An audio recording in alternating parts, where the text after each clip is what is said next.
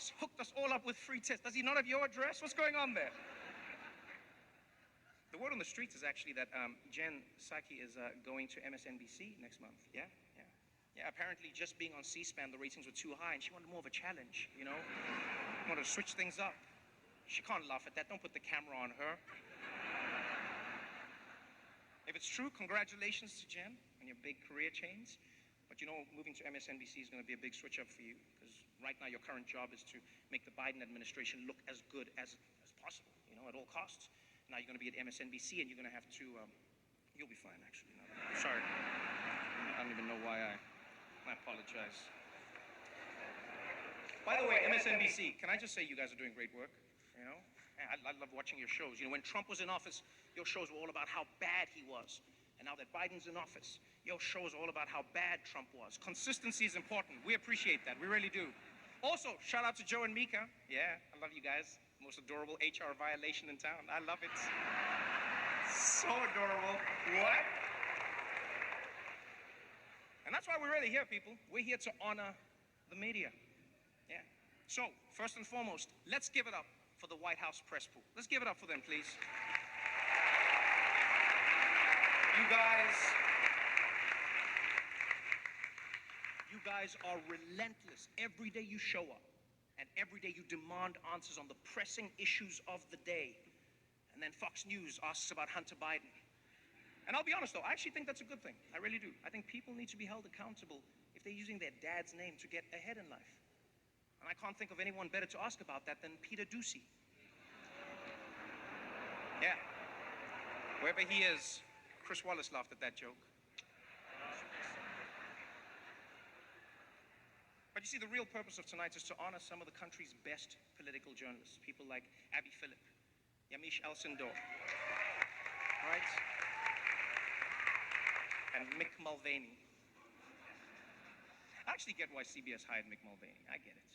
You know, he's more than just the guy who assured everyone that Donald Trump would concede gracefully. No, he can also get you access to other people who assured you that Donald Trump would concede very gracefully. It's very important. So shout out to CBS, my corporate cousin. You can actually find us on Paramount Plus. Yes, right between SpongeBob SquarePants and a bunch of movies that even Delta's in-flight entertainment system turned down. But I don't want to dwell on that. I want to dwell on Mick Mulvaney when we have so many other great journalists here tonight. We got Anderson Cooper in the house, man. We got Rachel Maddow. We got Don Lemon. We got Shepard Smith, and so many other huge talents who can no longer be mentioned in Florida public schools. I see you, Ron DeSantis. What's going on, baby? Oh, man. A lot of big media names in the room tonight. Chuck Todd is here. Chuck, you here? Yeah? How you doing? I'll ask a follow-up, but I know you don't know what those are.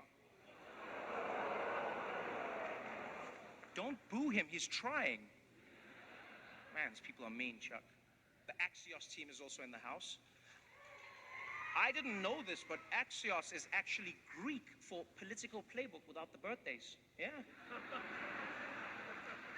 And you know, Axios got a lot of flack a few years ago for releasing a staff photo that had fewer black people in it than CPAC, but kudos to Axios. They fixed that problem by not releasing any more staff photos. And Jonathan Swan, my man, I'm a fan, personal fan. You've been crushing it with those interviews. Congrats on the award.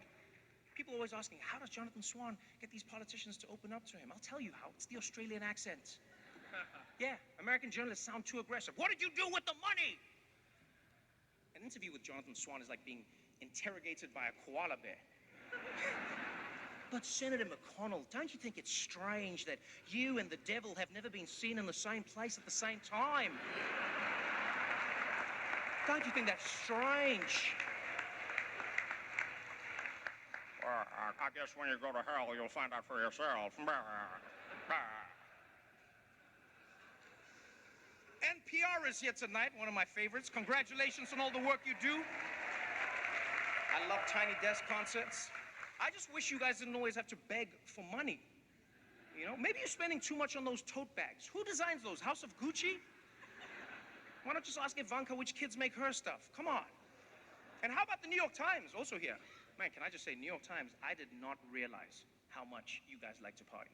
Yeah, I've seen some of you sneaking off to the bathroom to do things you're not supposed to do tonight. Like post on Twitter. Yeah, I've seen that. I love the New York Times, I really do. You guys are the best. some of the most accurate, precise reporting in news. You never fail to write down exactly whatever the police have given you to say. Really powerful. Like, is it just me, or does the New York Times keep blaming bail reform on crimes that had nothing to do with bail reform? Like, I'm half expecting to open your newspaper and see a headline, Mets blow 4-run lead due to changes in state bail laws. And you know, it's actually crazy how you guys have been attacked for everything, from your investigations into Trump's taxes to your reporting on the pandemic, and yet the biggest death threats that you received is because there were 2 L's in the Wordle that day. That was wild. By the way, give it up to those New York Times reporters who managed to get those Kevin McCarthy tapes. That was amazing. Yeah, give it up for them. Incredible. You knew how crucial those tapes were, which is why you immediately waited until your book was for sale to tell the people about them. Bravo. Bravo. And you know what I liked about those tapes? Is that the one piece of good news? Is that now we know whether Nancy Pelosi or Kevin McCarthy are Speaker of the House, that position will still be held by someone who believes that Trump should have resigned and was responsible for what happened on January 6th. Yeah, that's bipartisanship. I like that. I'm really excited because the kings of cable are here. Fox News in the house. Yeah, the top-rated news network for the past, 300 years? Killing it. And I know Fox has a bad reputation. I even feel you tense up now when I talk about them. They really do crush it. You know, I think they get a bad rap because it's a mixed bag. You know, they actually have really good journalists. It just depends on when you watch. All right? Fox News is sort of like a Waffle House. Yeah, it's relatively normal in the afternoon, but as soon as the sun goes down,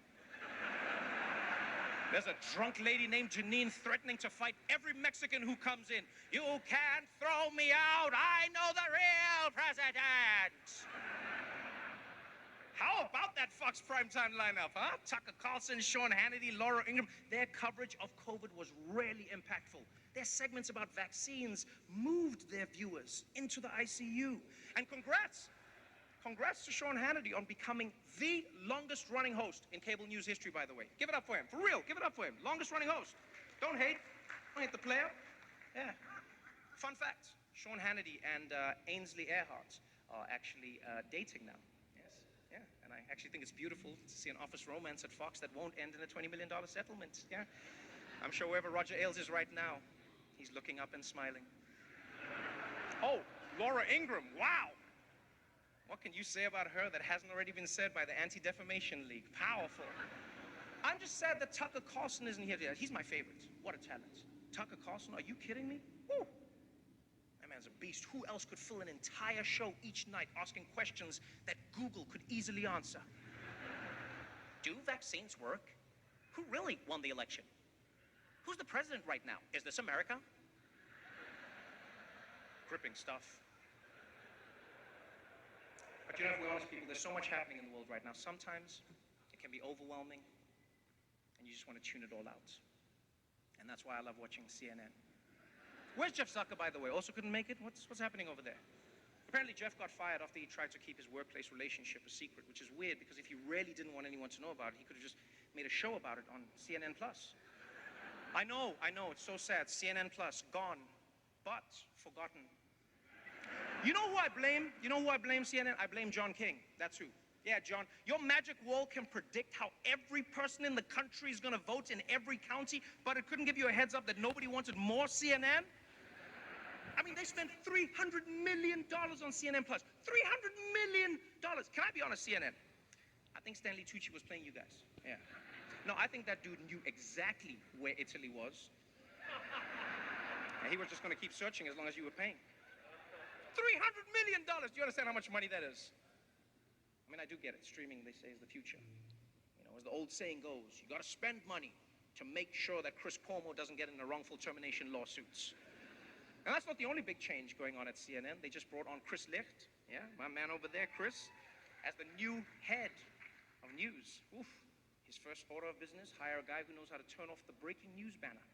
Yeah. What happened with that? They just put it on during the OJ chase and then never figured out how to get rid of it? The news is not always breaking. But this is an interesting time for the media world. You know, as with many industries, the pandemic was a major disruption for journalists. But I also think it helped humanize you, honestly. You know, millions of Americans watched TV anchors reporting from inside their own homes. Meanwhile, reporters in print media were like, we get it, you have homes, way to show off. And we have to face the facts. The media is in a tough position. You did say that, Mr. President. Informing the American public is harder than ever before. You're battling conspiracy theories that the election was stolen by George Soros, that JFK Jr. is still alive, that everyone in this room is a secret pedophile. And that's just what Clarence Thomas's wife believes. It's insane, people. This is truly the golden era of conspiracy theories. Whether it's the right wing believing Trump can still win the 2020 election, or the left believing Joe Biden can still win the 2024 election. Thank you, Mr. President. And so as we sit in this room tonight, people, I really hope you all remember what the real purpose of this evening is. Yes, it's fun. Yes, we dress nice. Yes, the people eat, they drink, we have fun. But the reason we're here is to honor and celebrate the Fourth Estate and what you stand for. What you stand for. An additional check and balance that holds power to account and gives voice to those who otherwise wouldn't have one. And like, I'm not just talking about like CNN or Fox or any of the other major organizations. I'm talking about everyone. You know, the young journalists we saw today, you know, intrepid journalists who aren't even in this room in Flint, Michigan, or that daring reporter at the Des Moines Register, or the unflinching local newscaster in El Paso, Texas. Every single one of you, whether you like it or not, is a bastion of democracy. And if you ever begin to doubt your responsibilities, if you ever begin to doubt how meaningful it is, look no further than what's happening in Ukraine. Look at what's happening there. Journalists are risking and even losing their lives to show the world what's really happening. You realize how amazing it is. Like, in America, you have the right to seek the truth and speak the truth, even if it makes people in power uncomfortable, even if it makes your viewers or your readers uncomfortable. You understand how amazing that is? I stood here tonight and I made fun of the President of the United States, and I'm gonna be fine. I'm gonna be fine, right?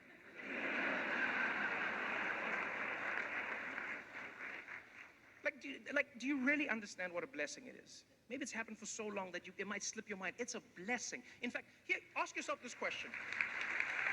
Honestly, ask yourself this question.